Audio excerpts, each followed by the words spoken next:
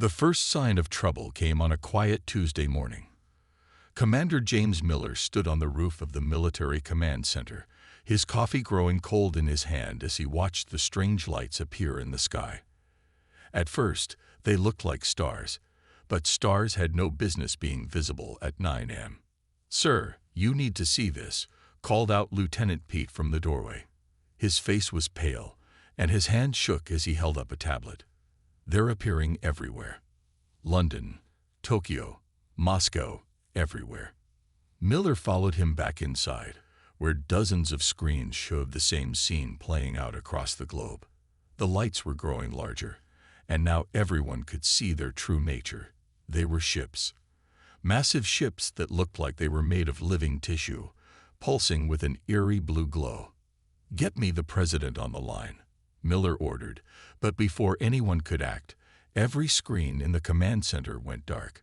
When they came back on, they showed a single image. A creature that looked like a cross between an insect and a sea creature, with multiple eyes that seemed to stare into everyone's soul. "People of Earth," it spoke in perfect English, its voice coming through every speaker and device capable of producing sound. "We are the Swarm. Your planet is now under our protection. Resist, and you will be eliminated. Accept, and you may survive as our servants." Miller watched as the president tried to negotiate. He watched as the UN attempted diplomatic contact. He watched as the Swarm ignored every attempt at peaceful resolution. Then, after exactly 1 hour, the attacks began. The Swarm's ships descended from the sky like massive jellyfish, their bodies rippling with strange energy. The world's military forces responded with everything they had. Fighter jets screamed through the sky, missiles arced upward, and tanks rolled through cities. But it was like throwing pebbles at a mountain. Every missile, every bullet, every bomb simply disappeared into shimmering shields that surrounded the alien vessels.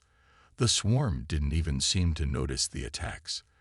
They just kept descending, their massive forms blocking out the sun over major cities. From his command center, Miller coordinated what defenses he could. Target their lower sections, he ordered as reports flooded in. Look for weak points in their shields. But there were no weak points to be found. The Swarm's defensive technology was simply too advanced. The first counterattack came without warning. A pulse of energy swept through New York City, and every electronic device went dead. Cars stopped in the streets, planes fell from the sky, and hospitals went dark. The same scene repeated across every major city worldwide. "They're not trying to destroy us," Miller realized as he watched the chaos unfold. "They're trying to break us." The next wave of attacks targeted military installations. Miller's own command center shook as energy beams sliced through their best defenses like they were made of paper. The reinforced concrete walls, designed to withstand nuclear attacks, offered no more protection than a cardboard box. "Evacuate," Miller shouted as chunks of ceiling began to fall. "Get to the backup sites. Move." He helped pull a young analyst from under a fallen beam, pushing her toward the emergency exits. Around him, years of military planning and preparation crumbled in the face of an enemy they couldn't have imagined. By sunset, it was clear that humanity had lost the first battle. The world's most powerful militaries lay in ruins. The skies belonged to the Swarm, their biological ships hovering like giant predators over conquered territories. In the remains of his command center, Miller gathered the survivors. Of his original staff of 300, only 27 remained. Their faces were covered in dust and blood, but in their eyes, he saw not defeat but determination. "Listen up," he said, his voice firm despite the devastation around them. "Today we lost a battle, but not the war. Humanity has faced disasters before, and we've always found a way to survive. The Swarm thinks they've won, thinks they've broken us. But they don't understand humans. We don't break. We adapt." He pulled out an old paper map, spreading it on a broken desk. "They've taken our high-tech weapons, our satellites, our communications. Fine.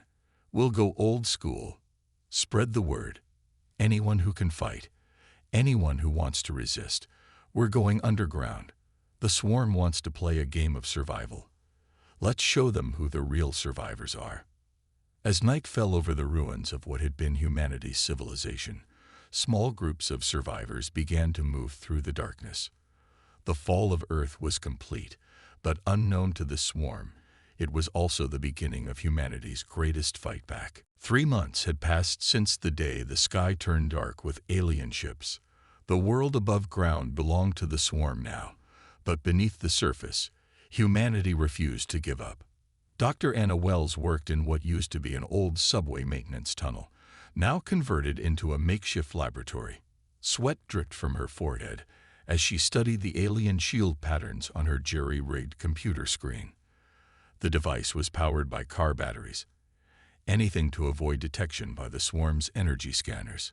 "You should take a break," said Mark, one of the tunnel guards. He placed a can of cold beans on her desk. "It's been 12 hours.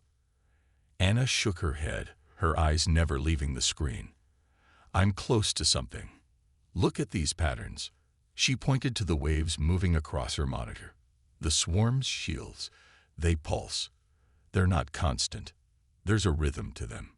Before Mark could respond, the tunnel's warning system activated. 3 quick flashes of red light, their signal for incoming danger. They had learned early on that sound alerts were too risky. "Swarm patrol," Mark whispered, quickly shutting off the main lights. "They're right above us." Anna's hands flew across her keyboard, saving her work. Through the ceiling of packed earth and concrete, they could feel the vibrations of the massive alien ships passing overhead. These patrols had become more frequent lately. The swarm was hunting for something. In the darkness, Anna's mind wandered to the day she first noticed the shield pattern.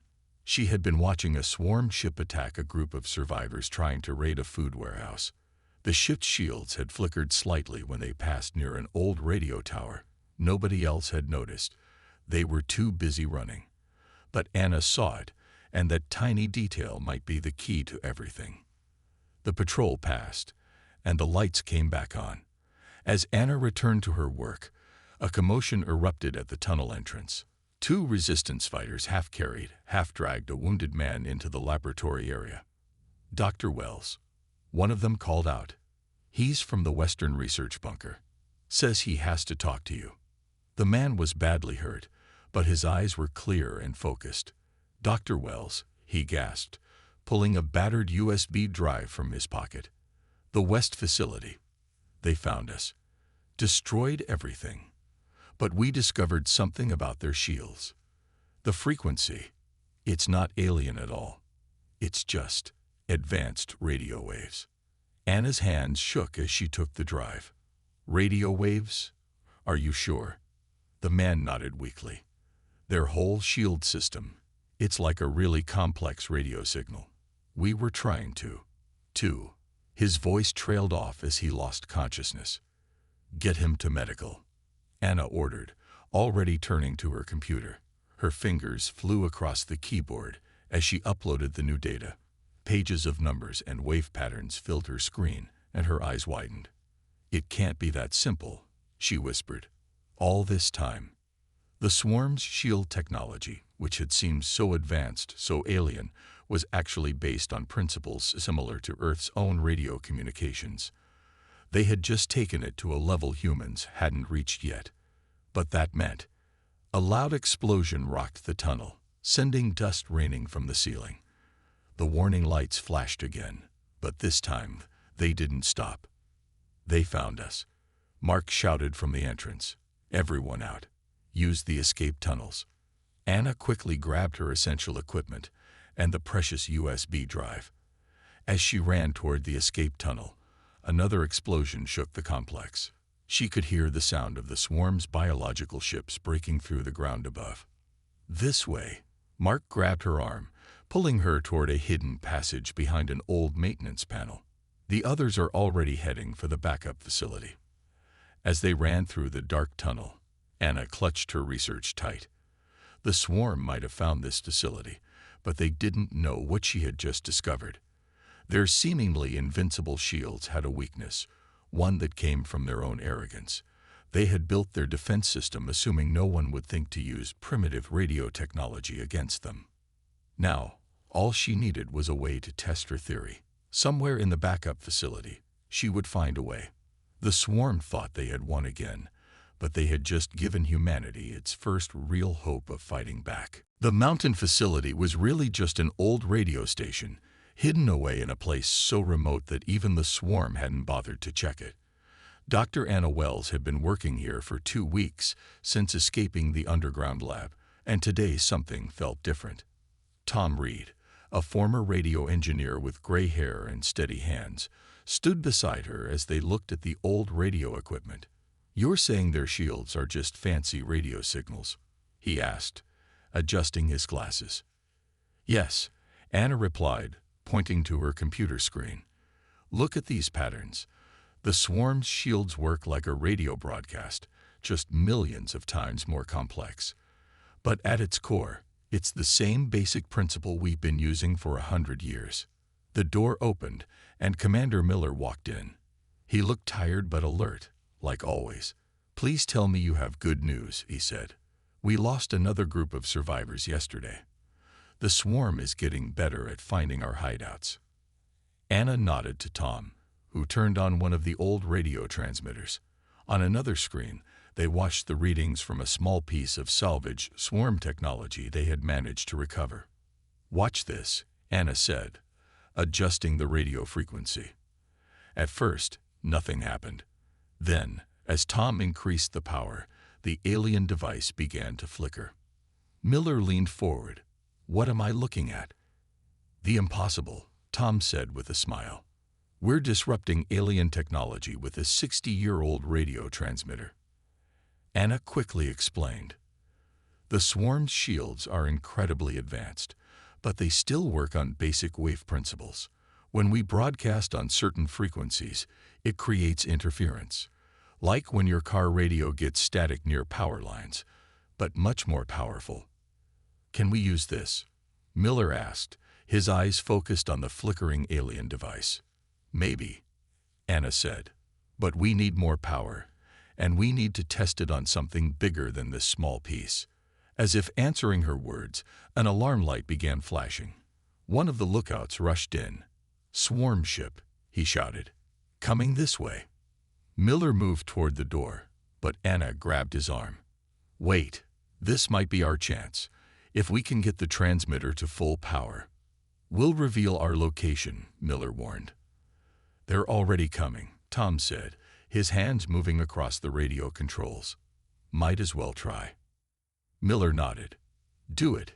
Everyone else. Battle stations. The old radio station's equipment hummed to life, drawing power from generators they had spent weeks setting up. Through the windows, they could see the swarm ship approaching, a massive, dark shape against the morning sky. "Increasing power," Tom called out, his voice steady despite the danger. The radio tower outside crackled with energy. At first, nothing seemed to happen. The swarm ship came closer, its shields glowing with their usual threatening light. Then, just as it came within range of the tower, something changed. "Look!" Anna pointed at her instruments. "The shield frequency is disrupted." Through the windows, they could see it happening. The swarm ship's shields were flickering, like a TV with bad reception. The ship itself seemed to falter, dropping slightly in altitude. "Keep going," Miller ordered, grabbing his radio. "All units, open fire. Aim for the weak spots in the shields." The resistance fighters hidden around the facility opened fire with their salvaged weapons. This time, instead of dissolving harmlessly against the shields, some of the shots got through. The swarm ship shuddered, its biological surface actually taking damage for the first time. The alien vessel retreated quickly, but not before they all saw it. Actual damage on its surface, smoking holes where human weapons had finally broken through. When the ship was gone, the room erupted in cheers. But Anna was already working at her computer, analyzing the data. "This is just the beginning," she said. "The ship was small, and we barely heard it. To take on their larger vessels, we'd need much more power. and multiple transmitters, all broadcasting at exactly the right frequencies. Miller smiled for the first time in months. But it's possible. You proved it's possible. He turned to Tom. How many old radio stations are still out there? Hundreds, Tom replied. Maybe thousands. Most were abandoned even before the invasion. Then we have work to do, Miller said. Send the word to every resistance cell. Find those stations. Get them working again. For the first time since they arrived, we have a real weapon against the swarm. As the others left to spread the word, Anna stayed at her computer, working on the frequency calculations. Outside, the sun was rising, and for the first time, its light seemed to bring not just another day of survival, but real hope. Deep in an abandoned AM radio station in Texas, Tom Reed wiped sweat from his forehead as he worked on the old transmitter. The summer heat was brutal, but they couldn't risk using the air conditioning. The power signature would attract the swarm's attention. Pass me that wrench, he called to his assistant, Mike, a teenager who had survived the initial invasion by hiding in his high school's basement. The boy had a natural talent for electronics that reminded Tom of himself at that age. How's it looking? Dr. Anna Wells asked from her makeshift workstation. She had set up 3 old computers to run her calculations, all powered by solar panels they'd salvaged from abandoned homes. Almost there, Tom replied, tightening the last bolt. This old girl's ready to sing again, just like the other 4 stations we fixed. The radio station had become their main testing facility. Its remote location and the surrounding hills made it perfect for their experiments.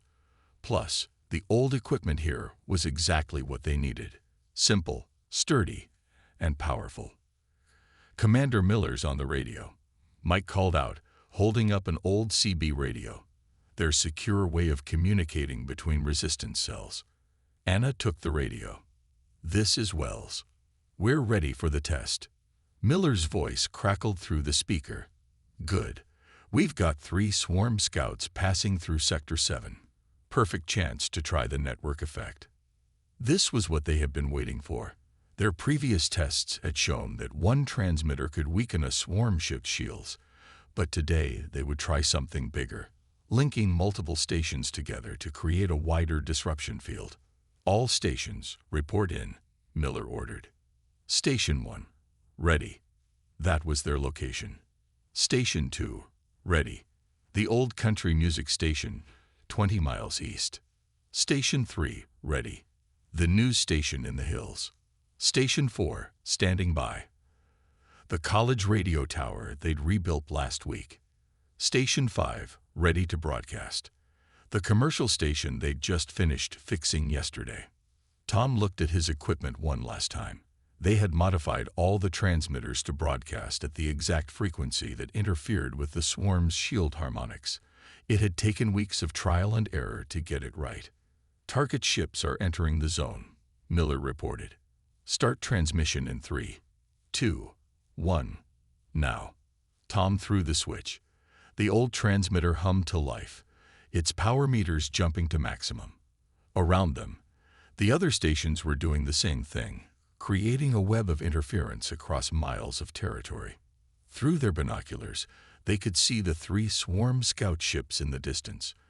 At first, nothing seemed to happen. Then, suddenly, all 3 ships wobbled in the air. Their shields are fluctuating. Anna called out, watching the readings on her computer. The network effect is working. The overlapping signals are creating much stronger interference than a single transmitter. The swarm ships were clearly in trouble now.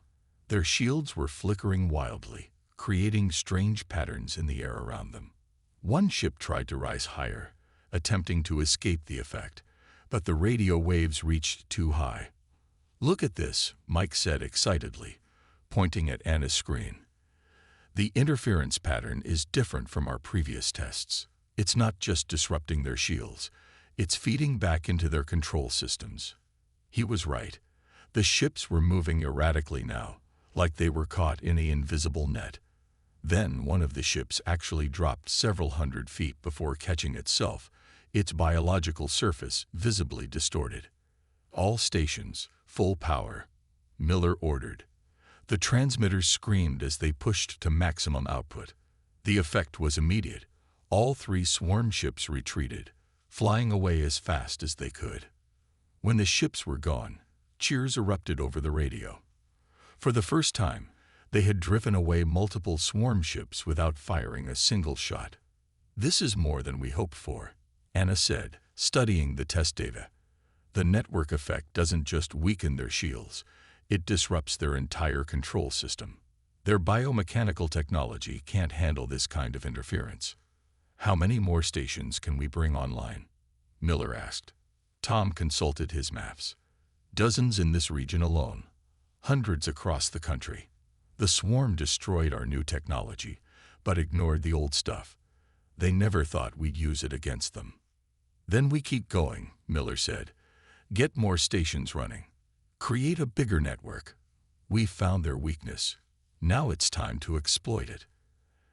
As the sun set, they could see the distant glow of swarm ships on the horizon. But now, for the first time, those lights didn't seem threatening.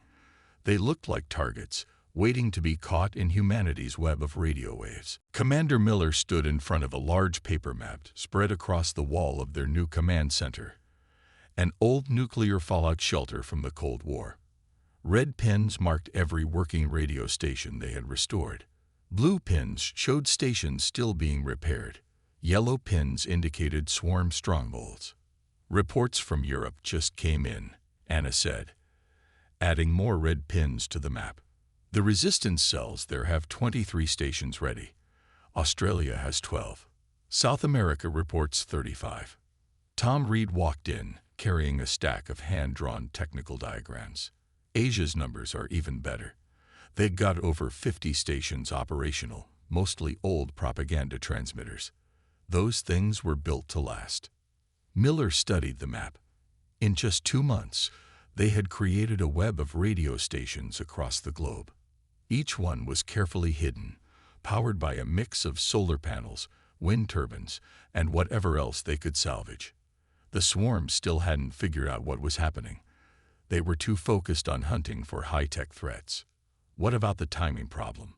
Miller asked. For their plan to work, every station would need to broadcast at exactly the same moment. "Solved it," Mike said proudly, holding up an old mechanical watch. "We're using these wind-up watches, synchronized by hand. The swarm can detect digital signals, but they completely ignore mechanical timepieces. Each station has one, all set to the same time." Anna nodded approvingly. "We've calculated the perfect moment. The swarm's ships always return to their main hives at dawn to recharge. Their shields are weakest then." "Dawn where?" Miller asked. "Everywhere," Tom replied with a grin. "We'll start the broadcast when it's dawn at the international date line. As the sun rises across each time zone, more stations will join in. By the time the wave reaches the last time zone, the swarm will be caught in the largest radio interference net ever created." Miller walked around the map, checking the coverage. "How long will their shields stay down?" "Maybe 10 minutes, Anna said.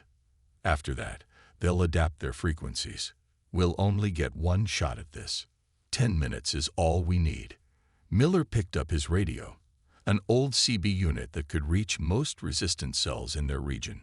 Similar networks had been set up around the world, using everything from ham radios to restored telegraph lines. "All cells, report in," he called.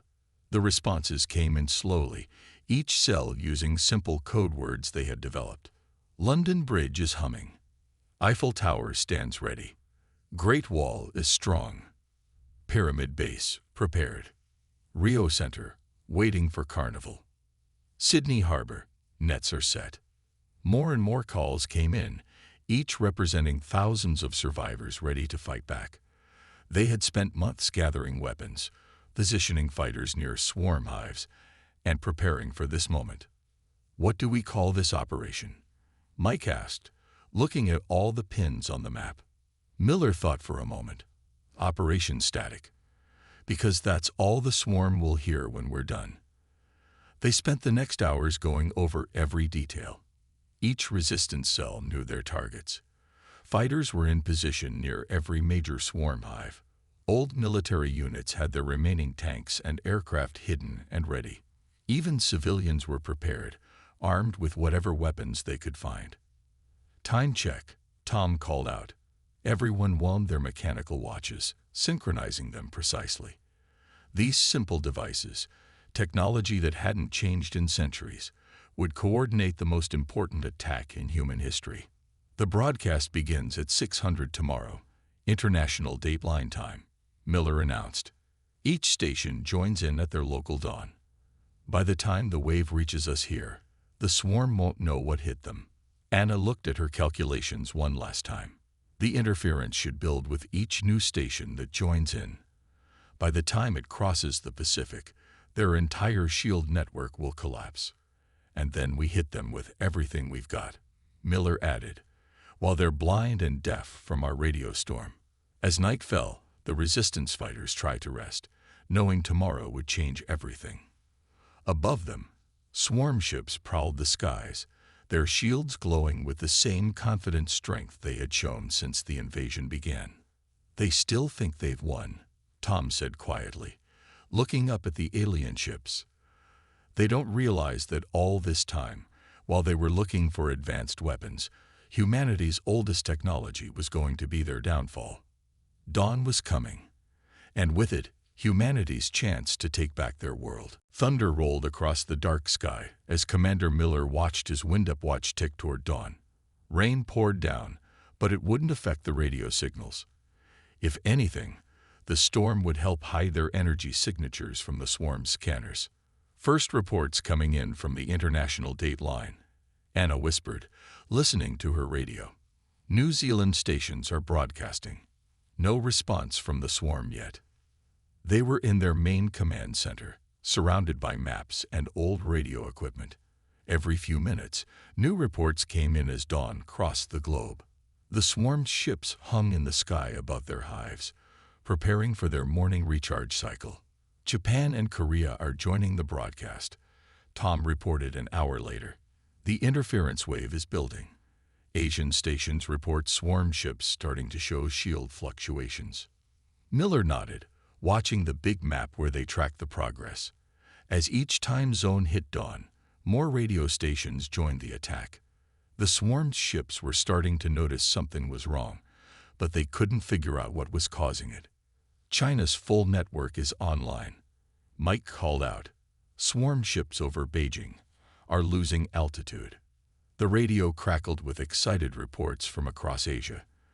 The swarm ships were struggling as more and more radio stations added their signals to the growing wave of interference. Their shields flickered like bad TV reception, and some of the smaller ships were having trouble staying in the air. "They're trying to adapt," Anna said, studying her instruments. "But they can't change their shield frequencies fast enough. There are too many different radio signals hitting them at once." The wave of dawn continued westward. India's stations came online, then the Middle East. With each new region that joined, the interference became stronger. The swarm ships began to show real signs of distress. "Europe is broadcasting," Tom shouted. "Look at the readings. The interference pattern is exactly what we predicted. Their entire shield network is destabilizing." Through the command center's windows, they could see the swarm ships above starting to move erratically. The great biological vessels twisted in the air, their shield systems failing under the assault of humanity's oldest broadcast technology. "Africa is joining now," Anna reported. "The wave is halfway around the world. Swarm ships are going down in multiple locations." The radio was filled with voices now, resistance cells from around the world reporting success. The swarm's mighty ships, which had seemed invincible just hours ago, were falling from the sky or retreating in confusion. "Atlantic stations are up," Mike yelled. "South America begins in 5 minutes." Miller grabbed his radio. "All North American units, prepare to broadcast. This is not a drill. I repeat, this is not a drill." They could see it happening through their instruments, a wave of radio interference circling the globe, growing stronger with each new station that joined in. The swarm's biological technology, so advanced in many ways, was completely vulnerable to this assault by primitive human technology. South American stations are broadcasting. Tom called out. The wave reaches us in 10 minutes. Miller pressed a button on the base's intercom. All units, battle stations, weapon teams, stand by. The moment their shields fail completely, hit them with everything we've got. The minutes ticked by slowly. Outside, the storm grew stronger, lightning flashing across the sky.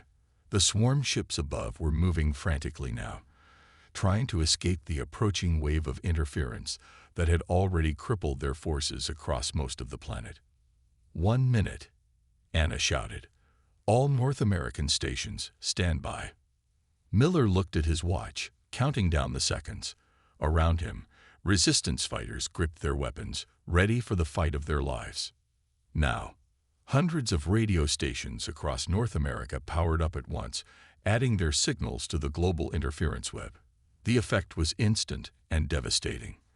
The swarm ships above them writhed in the air, their shields failing completely under the overwhelming assault of radio waves.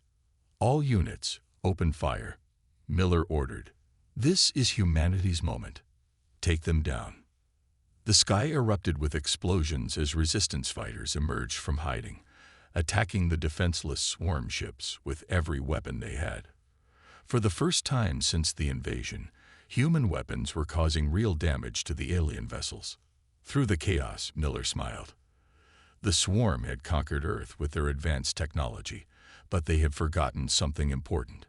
Sometimes the oldest solutions were the best ones, and humanity had just taught them that lesson the hard way. As the sun rose over the smoking ruins of what had been a swarm hive, Commander Miller walked through the battlefield. The massive biological ships that had once dominated the skies now lay broken on the ground, their once mighty shields defeated by human ingenuity. Final reports coming in from around the world, Anna said, joining him. Her face was dirty from the battle, but her eyes shone with triumph. The radio wave attack worked better than we ever expected. When their shields failed, their whole neural network collapsed. They couldn't even control their ships properly. Tom and Mike arrived in a salvaged military jeep, bringing news from other resistance cells. You won't believe what we found in the crashed ships, Mike said excitedly. Their technology isn't just vulnerable to radio waves, it's completely dependent on clear signal transmission. When we flooded the air with our old AM frequencies, it was like throwing sand in a computer. Miller looked up at the sky. For the first time in months, it was clear of swarm ships. Around the world, the same scene was playing out.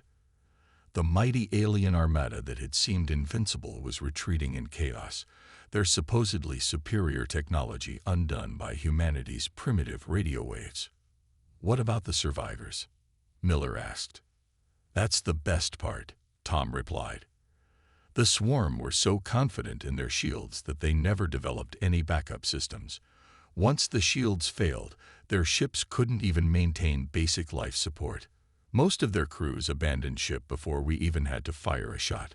They walked to the command center, where the old paper map now showed a very different picture. The yellow pins marking swarm strongholds were being replaced with green ones, showing liberated areas. Reports were still coming in through the radio network. London is clear. Repeat, London is clear. Paris reporting. All swarm ships have retreated. Beijing confirms total victory. Sydney Harbor secured. No swarm activity. Anna studied the data on her computers. The swarm are abandoning Earth's atmosphere completely. Our radio interference is making it impossible for them to maintain their biological technology here. They never expected a lesser species to turn their own arrogance against them. In the distance, they could hear cheering as more people emerged from hiding, realizing that the nightmare was finally over. Families separated by the invasion were reuniting. Communities were coming together to rebuild. Dr. Wells, Miller said formally, I think it's time to tell the world how we won. Anna nodded and sat down at the old radio transmitter. They had prepared this message carefully, knowing it needed to reach everyone. Tom adjusted the frequencies, and Mike helped set up the broadcast equipment. "People of Earth," Anna began, her voice carrying across the radio waves that had just saved humanity. "This is Dr. Anna Wells of the Global Resistance. The Swarm have been defeated. Their ships are retreating from Earth's atmosphere, and their ground forces are surrendering worldwide." She paused, letting the news sink in, then continued.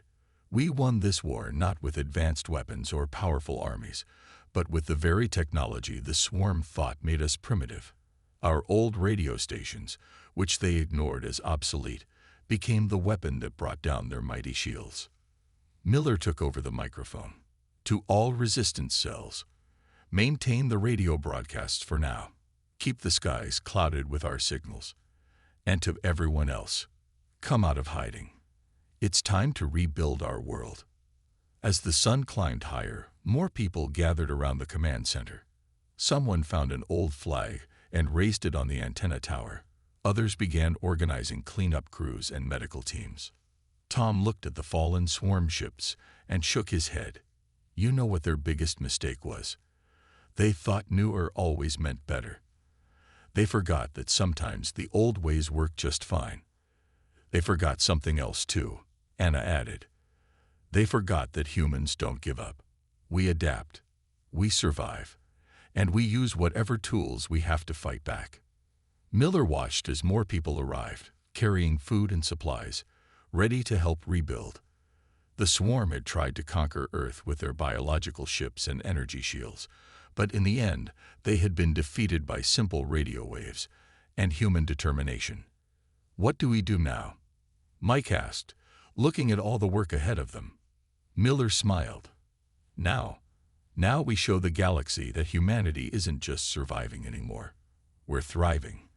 And if any other aliens are watching, they'd better remember what happened to the last ones who thought we were primitive." Above them, the sky was clear and blue, free of alien ships for the first time in months.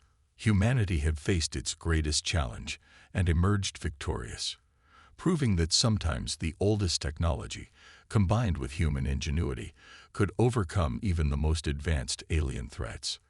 The war was over, and Earth belonged to humanity once again.